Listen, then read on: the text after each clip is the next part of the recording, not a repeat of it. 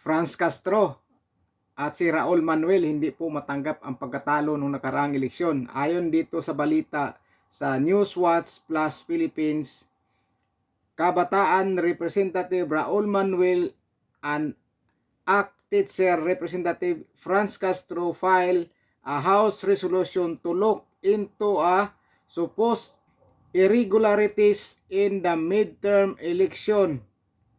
Magpasa po sila ng resolution para tingnan ang irregularities sa midterm election. Sabaga, nagpuprotesta po sila.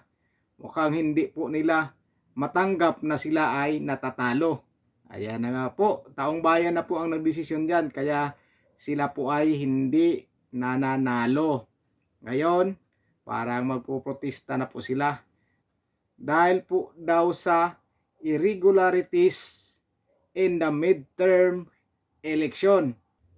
Pinagtatawanan lang po sa reaksyon yung sinabi sa dalawa. Pinagtatawanan lang po si Raul Manuel at saka si Franz Castro dito sa balitang ito. Ang dami pong tawa dito sa reaksyon sa post na ito o sa balitang ito sa Newswatch Plus Philippines. Ngayon, basahin naman po natin ang mga comments para magkaalaman.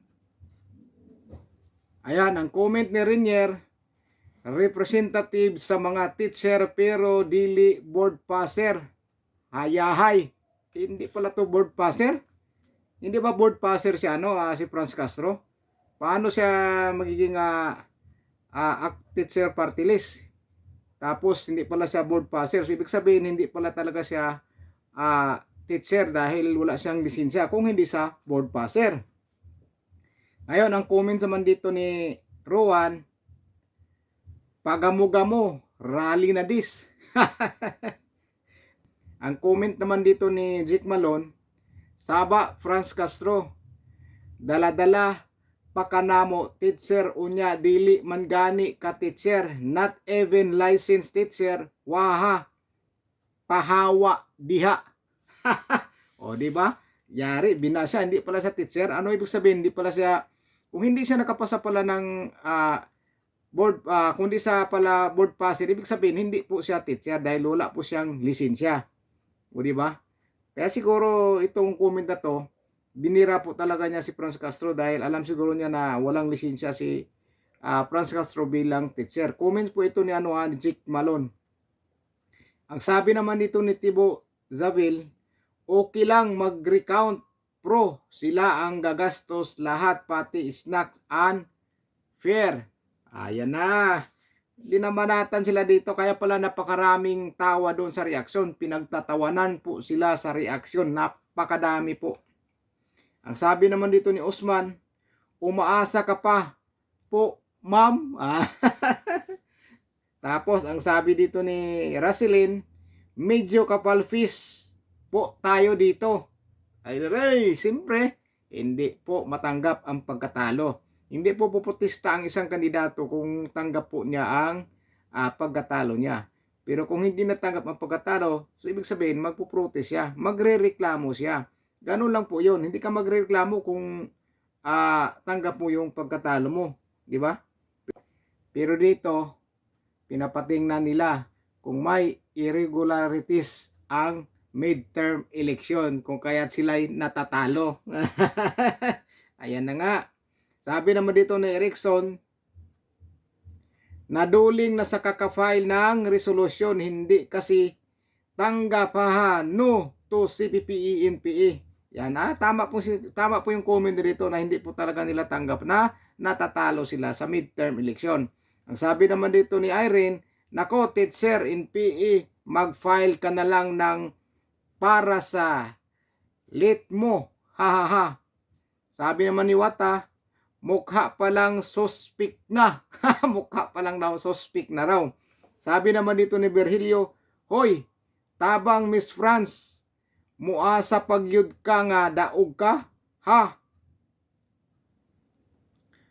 Muasa pagyud ka nga daog ka? Aw, hahaha. Sabi naman dito ni TJ, hindi mamugos ha, dawat-dawat pod taoy. Anak ko po, binabas tuloy yung ginagawa nila ngayon. Mamundok na lang kayo, baka doon may mabudol kayo. Ayon kay Dan Valangka. O Valyangka. Ayari tuloy. Ayari tuloy. Binabanatan tuloy sila sa comment section at pinagtatawanan doon sa reaksyon yung ginagawa nila. Sabi naman dito ni Daniel, talo talaga kayo. Ha ha ha. Sabi naman dito ni Romulo, asa pa mga hinay. Pak.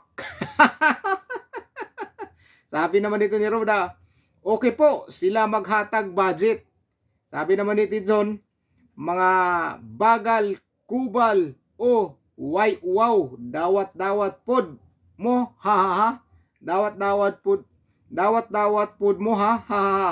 Sabi naman dito ni John Ray, pusing na kay atua picturan. Sabi dito ng isa, paghilo mo oy, pahuway mo sa dayon. Nako po. Sabi ni Marcel, paglana ramuog, potot. Ayan. Binabanatan sila dito sa comment section. Binabas tuloy sila dito sa ginagawa nilang sa baga, protest. Protest ito eh. Protest ito dahil sabi na dito, kasi ang sabi ni Raul Manuelito at kay Franz Castro, nag-file po sila ng House Resolution tulok. Kung tingnan, nag-file po daw sila ng House Resolution tulok into the supposed irregularities in the midterm election. Yan. Pinapatingnan po nila kung may mga irregularities sa halalan nung nakaraang eleksyon. Mukhang hindi talaga nila matanggap na sila po ay natatalo sa eleksyon. Taong bayan po ang ayaw na po sa inyo, kaya kayo natatalo. Kasi kung gusto kayo ng taong bayan, mananalo at mananalo kayo. Pero yung taong bayan na mismo ang humusga at hindi na po kayo pinaupo sa pwesto, kaya kayo natatalo. Pero karapatan din nila yan na maghain ng ganyan. Karapatan nila yan, kaya hayaan na lang po natin. Pero dito, pinagtatawanan po sila ng mga tao at binabanatan, binabas po sila ng taong bayan na ayaw sa kanila. So yun po mga kababayan, dalawang magaling na mambabatas, hindi matanggap ang kanilang pagkatalo. Kaya pinapatingnan nila kung may irregularities sa midterm election. Yan po, dahil nga hindi nila matanggap. Hindi yan sila maging ganyan kung tanggap nila natalo na sila at hindi na po sila makakaupo sa posisyon sa gobyerno. So yun lang po mga kababayan, i-comment nyo po kung ano po ang masasabi nyo dito sa dalawang ito na mambabatas na natalo po sa eleksyon at ngayon pinapatingnan kung may irregularities sa midterm election.